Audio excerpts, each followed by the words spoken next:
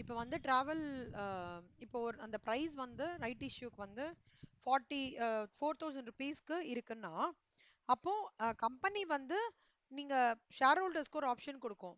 நான் வந்து உங்களுக்கு 3,000 rupeesல ஷேர் வாங்குறதுக்கு ஒரு ப்ரிவிலேஜ் கொடுக்குறேன் அப்படின்னு சொல்லிட்டு சொல்லும். அதான் ரைட் இஷ்யூன்றது. ரைட் இஷ்யூன்றது பேசிக்கா the company offering its existing shareholders an opportunity or a chance to buy the additional shares for a reduced price. அதான் வந்து ரைட் இஷ்யூ. ஸோ அந்த மாதிரி ஜீவன் தீப் லிமிடெட் வந்து had made a right issue in 2020. ஓகேவா? In the offer document to its members, it has projected a surplus of rupees 40 crores during the accounting year to be ended on 31st March. The draft results for the year prepared on the hitherto followed accounting policies and presented for perusal of the board of directors. Deficit வந்து 10 crores காமிக்கிறாங்க. Surplus வந்து offer documentல வந்து 40 crores 31st March. ஆனா அதே இது வந்து draft results for the year prepared on basis of accounting policies வந்து deficit of 10 crores. இப்போ போர்டு வந்து ஒரு கன்சல்டேஷன் பண்ணி கீழே இருக்கிற டிசிஷன்ஸ்லாம் எடுக்கிறாங்க நவீன். அந்த டிசிஷன்ஸ் எடுக்கிறத வந்து பத்தி நம்ம வந்து இப்போ வந்து கமெண்ட் கொடுக்கணும். ஒரு டிசிஷன் என்ன எடுக்கிறாங்கன்னா value added inventory at works cost instead of hitherto method of valuation of inventory at prime cost 30 crores சொல்றாங்க. நார்மலா இந்த மாதிரி எடுத்திருக்காங்க. ஒர்க்ஸ் காஸ்ட் பேஸ் பண்ணி ஒரு கால்குலேஷன் வந்து 50 crores வருது. Inventory at prime cost base பண்ணி வேல்யூவேஷன் ஆஃப் இன்வென்ட்ரி வந்து 30 crores வருது. ஸோ இதை வந்து நம்ம எப்படி அப்ரோச் பண்ண போறோம் அப்படின்றது தான் வந்து இதுக்கான ஆன்சர். இப்போ சொல்யூஷன் என்னன்னா ஆஸ் பர் ஏஎஸ் ஒன் என்ன சொல்றாங்கன்னா ஒரு அக்கௌண்டிங் பாலிசிஸ் சேஞ்ச் ஆனா which has got material effect இந்த கரண்ட் பீரியட் டிஸ்க்ளோஸ் பண்ணணும். The amount by which an item in the financial statements is affected by such change, எந்த சேஞ்ச்னால அந்த financial statements வந்து impact ஆயிருக்கோ அதுவும் ப்ராப்பரா வந்து டிஸ்க்ளோஸ் ஆகணும். எந்த அமௌண்ட் வந்து அசர்டைன் பண்ண முடியலையோ எந்த அமௌண்ட் வந்து அசர்டைன் பண்ண முடியலையோ இட்ஸ் அந்த அமௌண்ட்ல வந்து இஸ் நாட் அசர்டைனபிள் ஹோலி ஆன் பார்ட்னா அதை வந்து என்னன்னு இண்டிகேட் பண்ணோம் தெரியுமா? நோட்ஸ் டு அக்கௌண்ட்ஸ்னு இண்டிகேட் பண்ணோம். ஓகேவா? Notes to accounts. Notes to அக்கௌண்ட்ஸ்னு இண்டிகேட் பண்ணோம் இது. அப்புறம் இந்த நோட்ஸ் டு அக்கௌண்ட்ஸ்ல இப்ப ஃபர்ஸ்ட் பாயிண்ட்டுக்கு வந்து என்ன சொல்றாங்க? இப்ப சேஞ்சஸ் நடக்கிறது வேல்யூவேஷன் ஆஃப் இன்வென்ட்ரியை வந்து டில் லாஸ்ட் இயர் வந்து இன்வென்ட்ரியை வந்து பிரைம் காஸ்ட் பேசிஸ் பண்ணி தான் அசஸ் பண்ணிட்டு இருந்தாங்க. இந்த வருஷம் வந்து ஒர்க்ஸ் காஸ்ட் பேஸ் பண்ணி பண்றாங்கன்ற போது இந்த சேஞ்ச் ஆஃப் இன்வென்ட்ரி ப்ராசஸ் இருக்குல்ல, பேசிக்கலி 50 crores இவங்க பண்ணிருக்காங்க. இவங்களது 30 crores அந்த 20 crores இருக்குல்ல அதை வந்து ஸ்பெசிஃபை பண்ணும். Due to the change closing stock inventory வந்து 50 crores வந்து லேண்ட் அப் ஆயிருக்கு. ப்ராஃபிட் அதனால 20 crore வந்து இன்க்ரீஸ் ஆயிருக்கு.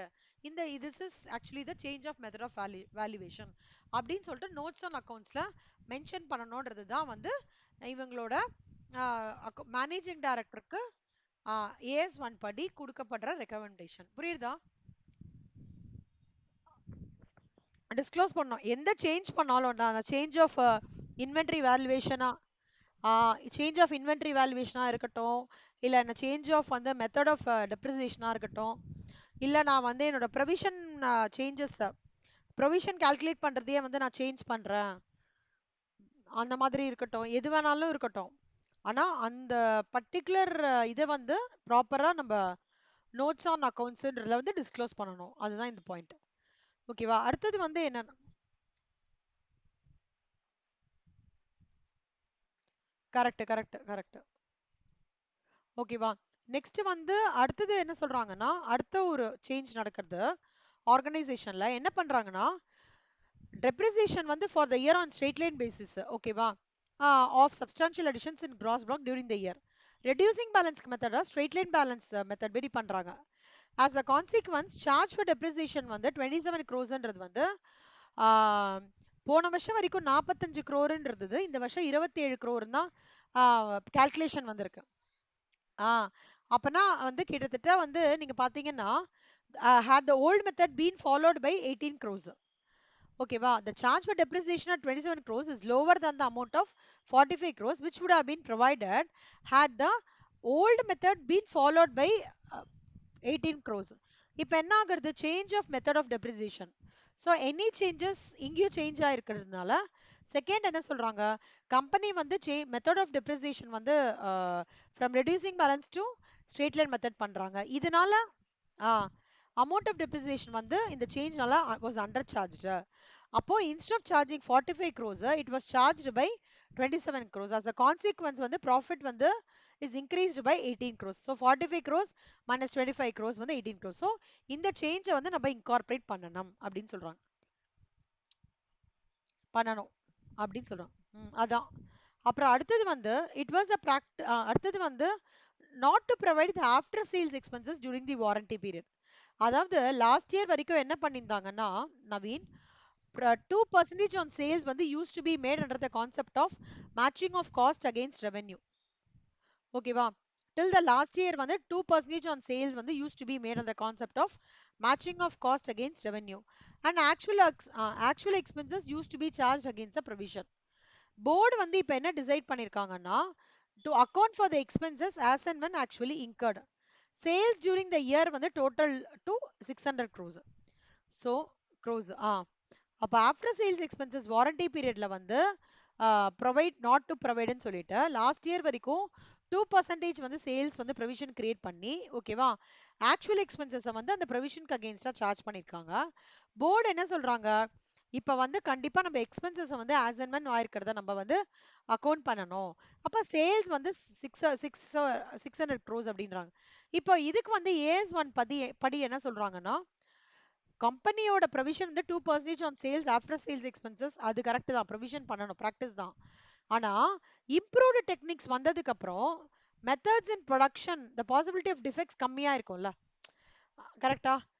கம்மியா இருக்க சான்சஸ் இருக்கு. சரி, டெக்னாலஜி கம்மியா இருக்க சான்ஸ். அப்போ consequently company took decision not சரி எதுக்கு ஆஃப்டர் சேல்ஸ் எக்ஸ்பென்சஸ் நம்ம எது கொடுக்கணும், நம்ம இன்னும் நல்ல குவாலிட்டியான இதுவே கொடுக்கணும் அப்படின்றதுனால எதுக்கு வந்து அந்த ப்ரொவிஷனே பண்ண வேண்டாம் அப்படின்னு சொல்லிட்டு கம்பெனி வந்து டிசிஷன் எடுத்திருக்கு. இதனால என்ன ஆயிருக்குன்னா ப்ராஃபிட் வந்து 12 crores வந்து இன்க்ரீஸ் ஆயிருக்கு. இதையும் நோட்ஸ் ஆன் அக்கவுண்ட்ஸ்ல எஃபெக்ட் கொடுக்கணும், டிஸ்க்ளோஸ் பண்ணணும். புரியுதா? ஸோ 600ல 2%ன்றது வந்து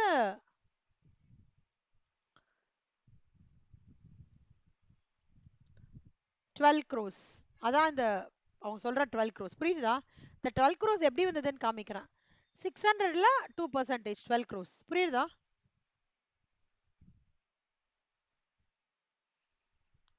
ஆமா. அப்புறம் வந்து அடுத்தது வந்து provide for permanent fall in the value of investment which fall had taken place over the past 5 years, the provision being 10 crores. அதாவது இன்வெஸ்ட்மெண்ட்டோட வேல்யூ வந்து which fall had taken place over the அந்த investment ஒன்று பண்ணிட்டாங்க, சரியா? Investment increase ஆகும் பண்றாங்க நவீன். ஆனா அது என்ன ஆயிடுறதுன்னா அன்எக்ஸ்பெக்டடா கீழே போயிட்டே வருது, பர்மனன்ட் ஃபால் ஆயிடுறது. இந்த ஃபால் வந்து had taken place over the past 5 years நடந்துட்டு இருக்கு. ப்ரொவிஷன் அதுக்கு என்ன, ப்ரொவிஷன் அதுக்கு வந்து 10 crore எடுத்து வச்சிடுறாங்க. ஓகேவா? சீஃப் அக்கௌண்டண்டா இருந்துட்டு உன்னோட மேனேஜிங் டைரக்டர் வந்து இந்த நோட்ஸ் டு அக்கவுண்ட்ஸ்ல இந்த 4 பாயிண்ட்டை வந்து 2021 2022ல ரிப்போர்ட்ல வந்து இன்க்ளூட் பண்ணணும், அதை ப்ராப்பரா பண்ணுன்னு சொல்றாங்க.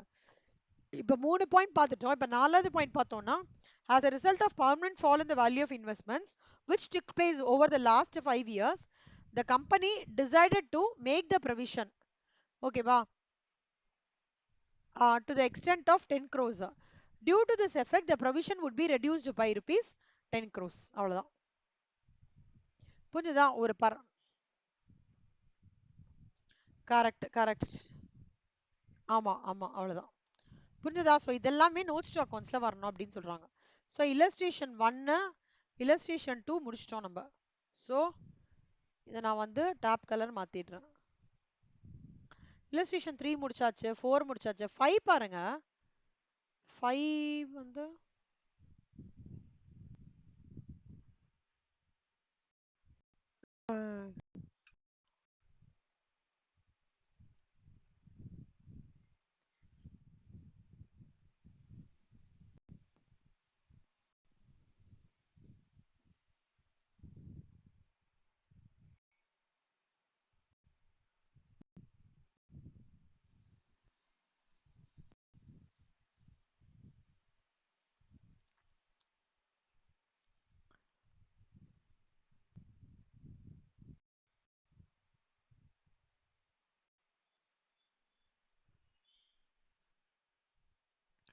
மிஷினரிஸ் வந்து which appeared in the books of D limited 86 lakhs. அதை 90,000 ரீவேல்யூவேட் பண்றாங்க. அக்யூமுலேட்டட் டெப்ரிசியேஷன் பாத்தீங்கன்னா 28 lakhs இருக்கு. அக்கௌண்டன்ட் என்ன சொல்றாங்கன்னா ரீவேல்யூவேஷன் வந்து அக்கௌண்ட் பண்ணலாம், but accumulated depreciation account adjust பண்ணி தான் பண்ண முடியும் அப்படின்றாங்க. இப்போ இதுக்கான ட்ரீட்மெண்ட் என்னன்னு கேக்குறாங்க. டீலிமிட்டட் அதாவது அக்கௌண்டன்ட் சொல்றாங்கல்ல, அந்த சஜஷன் வந்து தப்பு. ஏன்னா AS10 படி ஒரு ஃபிக்ஸ்ட் அசெட் வந்து அப்ரிஷியேட் ஆகும்போது இன்க்ரீஸ் ஆன் அக்கௌண்ட் ஆஃப் ரிவால்யூவேஷன் வந்து ரீவால்யூவேஷன் சர்ப்ளஸ் அக்கௌண்ட்ல தான் கிரெடிட் ஆகணுமே தவிர அக்யூமுலேட்டட் டெப்ரிசியேஷன் அக்கௌண்ட்டுக்கு போகக்கூடாது. ஆமா, ஏன்னா அப்ரிஷியேட் ஆகுறது இல்ல. 86 லேக்ல இருந்து 86 லேக்ஸ்ல இருந்து இட் கோஸ் டு கரெக்ட். இது வந்து அப்ரிஷியேட் ஆகுறதுனால this has to be credited to revaluation surplus account. அவ்வளவுதான். கரெக்ட். ரீவால்யூவேஷன் சர்ப்ளஸ் அக்கௌண்ட்டுக்கு போயிடும். அவ்வளவுதான். இல்லஸ்ட்ரேஷன் 6 அன்னைக்கு பார்த்துட்டோம். இல்லஸ்ட்ரேஷன் இப்போ இல்லஸ்ட்ரேஷன் 7 காமிக்கிறேன். 7 எக்ஸ்பிளைன் பண்றேன். 7 எக்ஸ்பிளைன் பண்ணிட்டேனா இல்ல. Okay. During the financial 2020 foreign exchange அதாவது during the financial 2021 Zets Limited, an e-commerce firm, entered into a foreign currency transactions relates to fees for technical services paid to a Lucas Limited. Okay, wow, which is an Atlanta-based organization in the USA. The transaction வந்து 24,000 which was entered onto 07/12/2021. ஒரு ஒரு ஒரு foreign currency டிரான்சாக்ஷன்ல enter ஆறாங்க. அது வந்து எதுக்குன்னா Lucas லிமிடெடுக்கு technical fees pay பண்றதுக்காக. ஓகேவா? யூஎஸ்ஏல இருக்குது. டிரான்சாக்ஷன் வந்து $24,000 7/12/2021ல 7/12/2021ல என்டர் பண்ணிருக்காங்க. பேமெண்ட் வந்து பார்த்தோம்னா 25/2022ல நடந்திருக்கு. இப்போ எக்ஸ்சேஞ்ச் ரேட்ஸ் பாத்தீங்கன்னா 7/12/2021 $1 இவ்வளோ, 1 இவ்வளோ $1க்கு 31 மாதிரி வேரியஸ் டேட்ஸ்ல கொடுத்துருக்காங்க. வேரியஸ் டேட்ஸ்ல அதாவது 7/12ல என்ன டாலர் வேல்யூ ஒரு பி கன்வர்ஷன்ல 1/1/20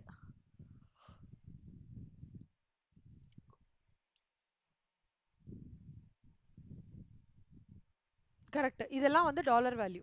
இப்போ இதுல வந்து you are required to ascertain the amount at which the transactions would get recognized in the books.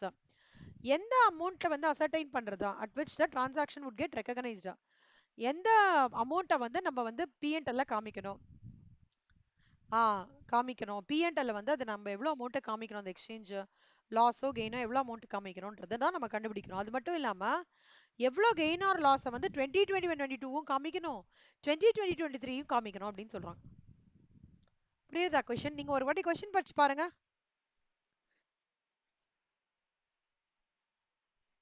Correct correct correct correct. இதுல வந்து மெயினா விஷயம் என்னன்னா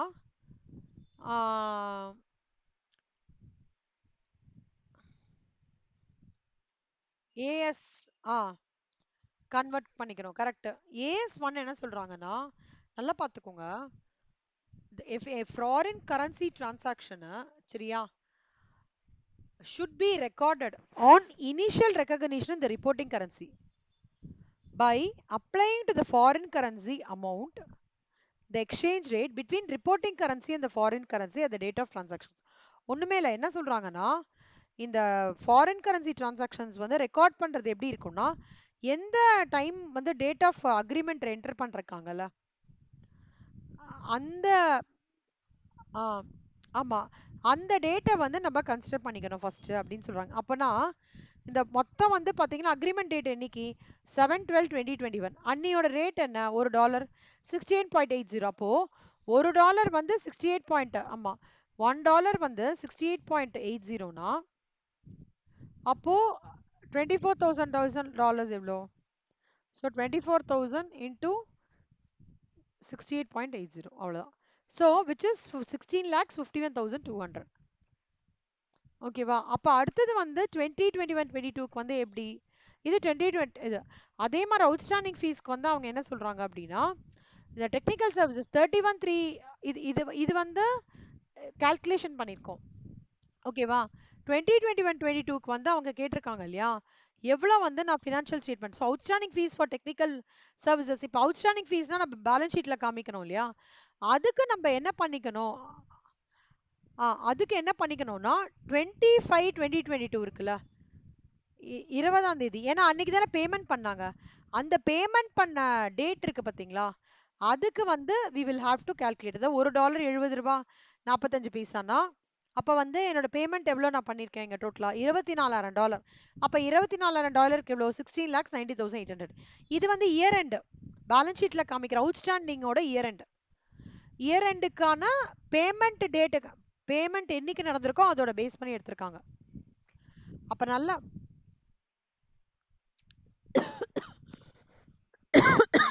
கரெக்ட். இப்போ இதுல வந்து பாத்தீங்கன்னா exchange loss to be charge to the statement of profit loss account. இதுல எக்ஸ்சேஞ்ச் லாஸ் ஆர் கெயின் எப்படி லாஸ் எப்படி பாப்பீங்கன்னா 16,90,800 மைனஸ் 16,51,200. இது ரெண்டுத்தையும் மைனஸ் பண்ணோம்னா நம்மளுக்கு ஒரு வேல்யூ கிடைக்கும். அதுதான் எக்ஸ்சேஞ்ச் லாஸ். ஓகேவா? அது ஒண்ணு. அதே மாதிரி 2022 23ல வந்து என்ன நடக்கும் அப்படின்னு பாத்தீங்கன்னா இதே மாதிரி தான். அவங்க ஒருவேளை அவன் என்ன சொல்றான்னா இது 2022 23ல வந்து பண்ணீங்கன்னா என்ன கால்குலேட் பண்ணுவீங்கன்னு சொல்றாங்க. அப்போ அதே மாதிரி 25 2022ல வந்து $71.50 இருக்குல்ல, அதே தான் அதே வேல்யூவை வந்து நம்ம எடுத்துக்கணும். ஒரு இல்லையே மாறுறதே தோ 71.50 25 22. ம். ஆமா, கேக்குது கேக்குது சொல்லுங்க.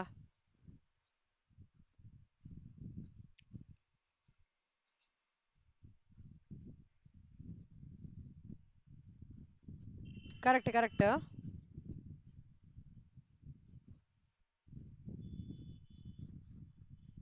கரெக்ட்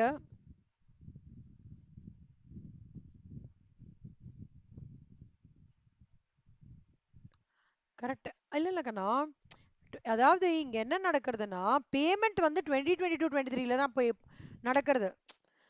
மே 20 22 தான் பேமெண்டே பண்றான். கரெக்டா? பே பண்ணிட்டே அப்பதான் பே பண்ணதே லேட்டா தான் பண்ணிருக்கான். 20 22 23 தான் பண்ணிருக்கான் பே பண்ணது. அப்ப 20 அந்த இயர்ல தான் பண்ணிருக்கான். அதனால தான் 71.50 வந்து நம்ம எடுத்துக்கிறோம் 25 அதுல. ஆனா 2021ல வந்து இந்த டிரான்சாக்ஷன்ஸ் வந்து ஒருவேளை ரெஃப்ளெக்ட் ஆச்சு அப்படின்னா ரெஃப்ளெக்ட் ஆகும்போது எந்த ரேட்ல எடுத்துப்போம்னா 31/3/2022 ரேட்ல எடுத்துப்போம். பேமெண்ட் பண்ணல, ஆனா அவுட்ஸ்டாண்டிங் ஃபீஸோடது வந்து நம்ம காமிக்கிறோம். பட் இங்க பேமெண்ட் பண்ணிருக்கிறதுனால பேமெண்ட் பண்ண டேட்டோட இது எடுத்துக்கிறோம். கரெக்ட். இப்போ நீங்க இங்க பாத்தீங்கன்னா 16,90,800 மைனஸ் 16,51,200 பண்றோம். இங்க பாத்தீங்கன்னா 17,16,000 மைனஸ் 16,90,800 எடுத்துக்கிறோம். So which is 25,200. ஸோ இது வந்து ஃபார் 2021 22. இது வந்து 16,51,200 ஓடுது. ஸோ ரெண்டு அதாவது இவங்க ஃபர்ஸ்ட் இது வந்து அவங்க என்ன சொல்றாங்கன்னா ஒரு ஃபாரின் எக்ஸ்சேஞ்ச் டிரான்சாக்ஷனுக்கு இனிஷியல் ரெக்கக்னிஷன் தான் இம்பார்ட்டன்ட் அப்படின்றது ஃபர்ஸ்ட். ரெக்கக்னிஷன் எப்படி பண்ணுவீங்கன்னா இனிஷியல் அக்ரிமெண்டோட டேட் வச்சு பண்ணுவோம். அடுத்தது வந்து 2021 22ல எப்படி காமிப்போம்னா 31st, ஏன்னா பேமெண்ட் நடக்கல 2021 22ல. கரெக்டா? ஸோ 31st மார்ச் 2022 என்ன டேட்டோ அதுதான் எடுத்துக்கணும். ஆனா 2022 23ல மே மாசம் தான் பேமெண்ட் நடக்கிறோம். ஆ கரெக்ட் கரெக்ட் கரெக்ட். அது எடுத்துக்கிறோம்.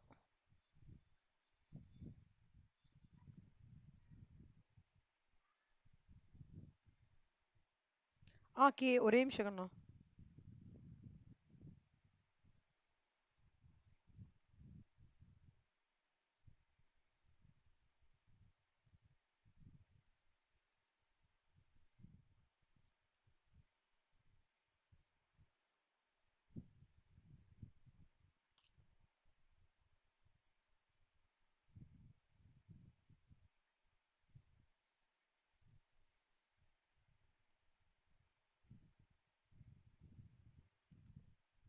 ஸோ இதுதான் இந்த சம்மோட கிரக்ஸ். ஸோ நல்லா ஞாபகம் வச்சுக்கோங்க, இங்க போட்டிருக்கேன் recognitions exchange differences arising on the settlement of monetary transactions or on reporting an enterprise the rates different from those that were initially recorded during the period should be recognized as income on expenses.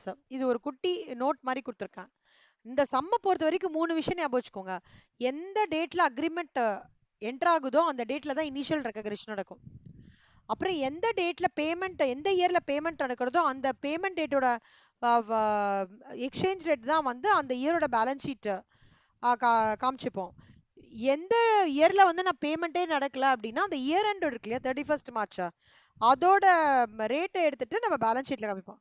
Outstanding ஃபீஸ்ன்னு காமிச்சிருவோம். அவ்வளவுதான். புரியுதா? Okay.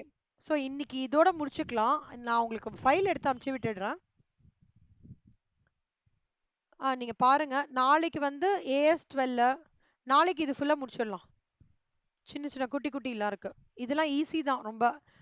Straight line method அப்படி வச்சு நம்ம பார்த்து இது பண்ணோம். அவ்வளவுதான்.